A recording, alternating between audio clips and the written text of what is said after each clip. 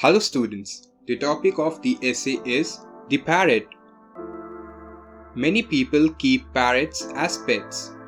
This is because parrots can be trained to talk. The common parrot is usually a green bird with a strong red beak. It makes a harsh squawking cry.